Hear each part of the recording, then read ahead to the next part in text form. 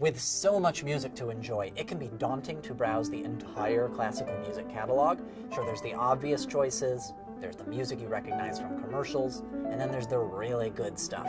So how can we sort through all of this to find the music we'll love?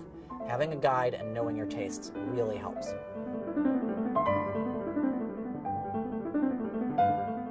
It's so easy to take music for granted these days. The full ecosystem of music is available to stream anywhere, which has allowed our relationship to music to become very casual.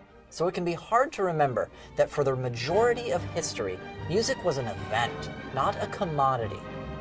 Part of what distinguishes classical music is the venue it was written for, the theater, the ballroom, the royal court. To modern listeners, it's important to meet the music where it lives. You should develop a patience when listening, the same way any long, seated performance would ask of you. Now, listening to classical music doesn't require disciplined attention, but it certainly helps. Many people use classical music to study or to fall asleep, which is wonderful, but that's not ideal for engaged listening. I found that doing laundry or the dishes while listening helps a ton with fidgetiness, as long as it keeps your hands busy and doesn't require much thought. The afternoon commute is another great opportunity for engaged listening on the train or in the car. You might be able to tell this is anywhere you would listen to a podcast.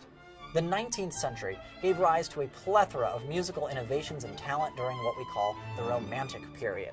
There's dozens of schools and styles that gained popularity and influence across the world at this time. There is so much music to choose from, it can become quite overwhelming, so a helpful measure for finding music that speaks to you is to search by instrumentation. If you enjoy a delicate piano piece, you probably won't stray far from Paris and the likes of Chopin and Liszt. If you love big sound and epic drama, you'll probably be happier listening to the giants of opera, Wagner, Verdi, and Puccini. If strings make your heart skip a beat, then try the work of Paganini, Vivaldi, or Sibelius. With 600 plus years of musical tradition, there is literally something for everyone. And just as with pop music, soak in what you love and explore outward from there. One composer that can be loved by almost anyone is Peter Ilyich Tchaikovsky.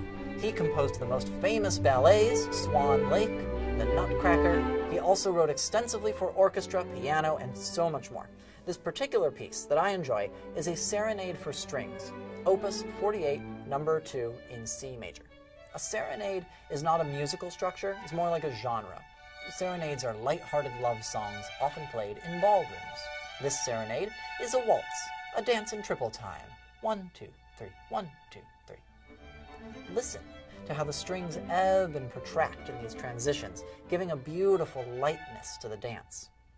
We are so lucky to have all of this musical history at our fingertips just waiting to be explored.